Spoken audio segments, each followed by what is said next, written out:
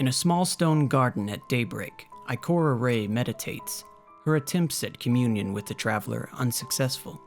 Her mind is fraught with worry over the variables, decisions that must be made, and the margins.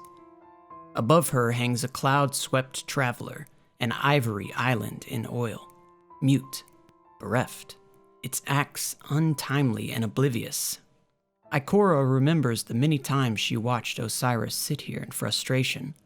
The gardens represented serenity to her then, and he was the brazier's flame, brilliant and illuminating. The world was clear in those early days, but clarity was shallow and easily altered by the painful nuance of time. Ikora murmurs to herself, "We are adrift. Our foes know their bearings, and we..." There is an imminent, daunting pressure. Ikora holds her breath. She is not alone. Something is wrong. She feels an intrusion, and tension draws tight around her heart. A shadow moves over her. "Ikora." She breathes again. Familiarity anchors her. "Osiris, would you care to join me?" She recognizes his robes, his voice, and that is all. His face sinks between the dancing shadows cast by the garden's torchlight. He is smaller, worn, and devoid of the magnificence she remembered. A monument of embers, defined by what he once was. Osiris scoffs and peers up at the traveler. It bears down upon him, a pressure building in his brain. He looks away and shakes his head. "I do not. I came to deliver something to you, a message I recovered from Segura." "Segura, if ever you wish to..." "I know you don't, but if you do..." "Of course." Osiris hands her a small data slate. "I have not read it." "Oh?" A wry smile touches Ikora's face. "Privacy and sentiment. Who are you and what have you done with Osiris?" They chuckle together for a moment. Osiris meets her eyes. "In times of change, those who stay the same are often swept away."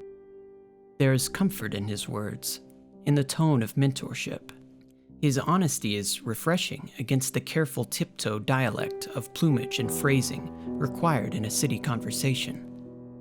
"Thank you." Ikora runs her finger over the slate. "I was glad to support your reinstitution, and to see you return." She could not help but offer him the scrap of recognition. It is deserved. He was worth more, and she would not let the broken pieces before her reshape his image. Ikora's eyes slide across the traveler as if it were polished. "Do you still feel it?" "I think not. But I am drawn to it, just as I was drawn here. Memory and habit." Ikora nods. "I lost my light during the Red War. I don't think I ever told you. I kept feeling something, a hook that wouldn't quite catch. I was hoping you felt the same." "You believe you felt the light even while the connection was broken?" Osiris steps toward her, his shadow wavering in the flame-cast glow of the fire. "Interesting."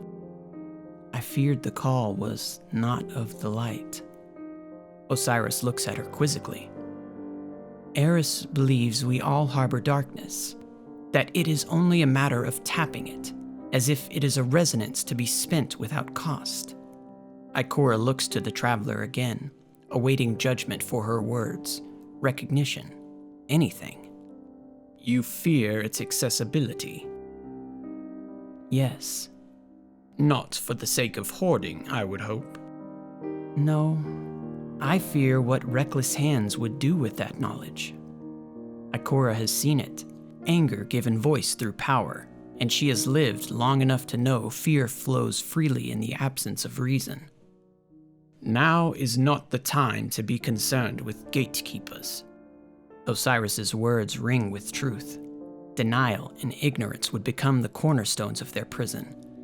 To be wielded, to be properly resisted, darkness must be understood.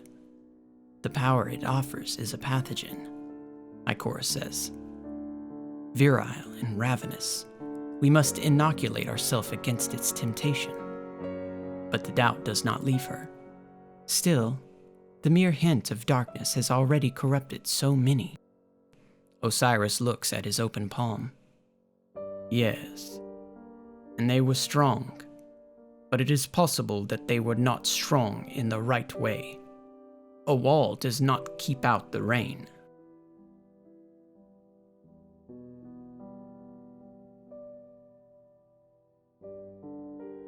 To some, the last city is alive.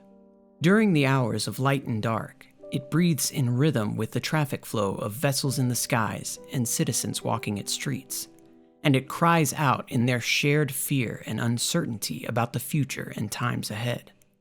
Saint 14 came to hear those cries, to immerse himself in them and understand. The sun is setting when Ikora Rey finds him in a plaza beneath the traveler's shadow. There were crowds here not all that long ago, crowds of citizens flinging praise and accusations in equal measure. Like a titan, Saint endured. But when the eyes of the city are no longer on him, Saint takes the time to tend to his wounds, even if they are merely metaphorical. If you need the space, I can come back another time. Ikora announces her presence, standing beneath an arched trellis fragrant with lavender and heather. Sitting on an old concrete bench, Saint looks to her from across the plaza. His permission to approach is as simple as a beckoning gesture. As Ikora enters the plaza, she can see the fatigue wearing down on him. Never does a titan's shoulders show such burden as they do when they bear the weight of others. Hello, Ikora. Saint greets her and straightens up, as if in defiance of his earlier slouch. Saint. Ikora sits beside him on the bench. It's peaceful here, especially when sun is setting. So many shadows at this hour, but see that. Saint motions with an armored hand toward a corner of the park, bathed in warm golden glow. Always a little light, no matter how dark. Ikora doesn't even realize she's smiling at first, choosing to temper her expression in light of what she'd come here to talk about. Saint can already tell. You have come to ask after Osiris, yes? He keeps his focus ahead on the play of shadow and light. I just want to know if he's... Ikora pauses. She doesn't know which words to use. Saint nods, and then folds his hands in his lap. You know Osiris, he says with a hint of good-natured jab. Private. Even among friends. Cloister. Ikora remains silent, but lays a reassuring hand on Saint's arm. But he has changed. Saint's shoulders slacken. Ever since the young wolf dragged him off the moon, it feels like a part of him stayed there. Saint shakes his head. He is both obsessed and empty. Then quietly he adds, he would not even let me comfort him. Osiris has never handled grief well. Ikora gives his arm a squeeze, but leaves her hand there in reassurance. You know the roads that can lead him down. Yes, Saint agrees. He is already planning, researching old records of the speaker, cryptic text on ghosts. I worry so much, but I cannot tell him so. You know how he would react. Ikora squeezes Saint's arm again.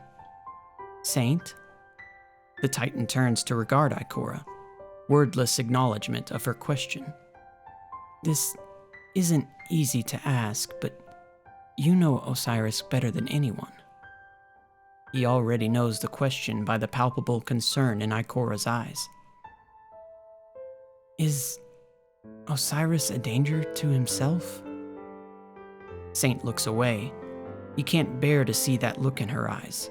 He can barely give her his honest answer. I do not know.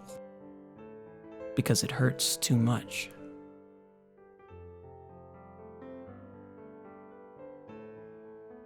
High priority. Cause for concern. cold electronic light flickers over Zavala's face as he scrolls. Investigation ongoing. Results unclear. None of it registers at this time of night. The words all blur together, an indecipherable stream of endless worry.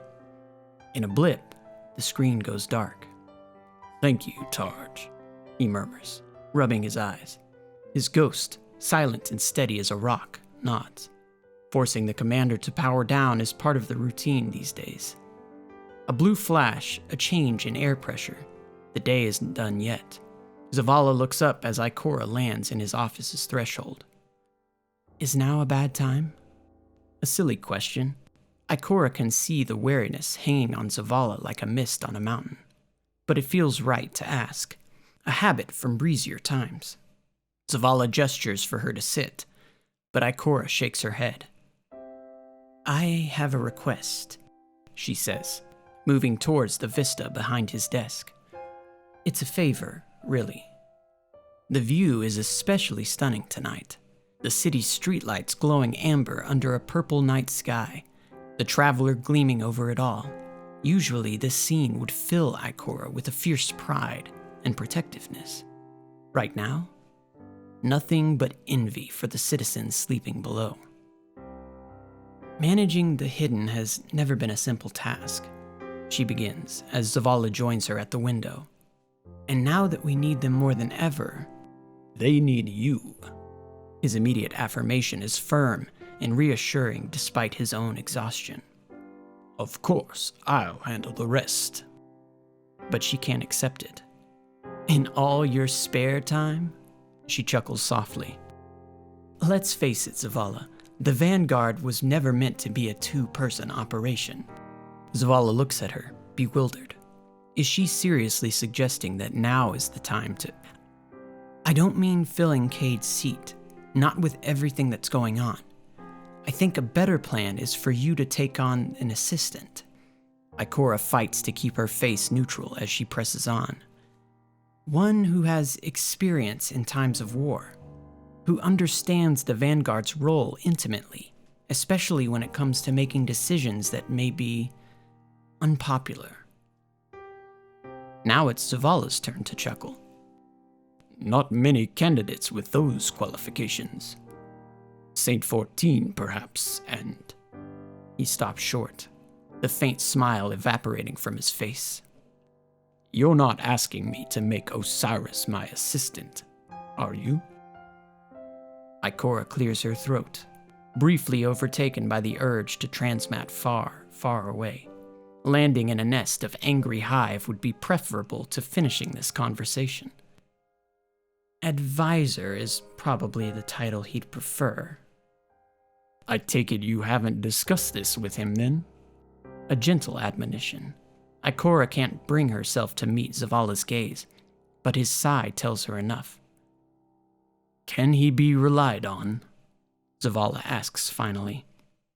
She wants to answer, to say, yes, of course. But the words have lodged themselves in her throat. Her vision swims with 1,000 pinpoint lights shining in the city that night, each one connected to a life she's bound to protect. A wall does not keep out the rain. Osiris's voice rumbles in her head. She closes her eyes.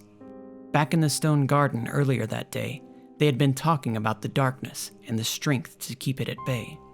But before that, Osiris had handed her a message, one he couldn't bear to read, which was just as well because it contained, amongst other things, an all-caps indictment. He is not as strong as he thinks. Ikora had smiled upon reading that. Even in death, Sagira couldn't resist taking her guardian down a peg or two. The rest of the message was not as amusing.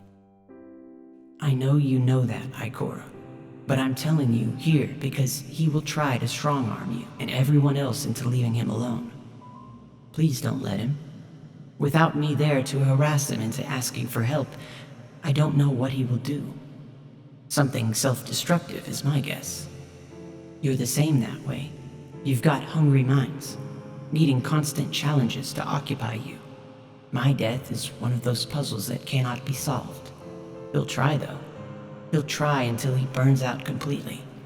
Only this time, I won't be there to sweep up the ashes. Ikora? Zavala's voice draws her back to reality. He wants to help.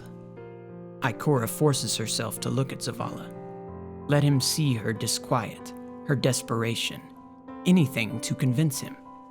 He needs to help. Zavala meets her gaze. For a moment, neither of them say a word. They simply look into each other's eyes, into the eyes of the only other being with the weight of the soul system bearing down on their shoulders. At last, he breaks the silence. Very well.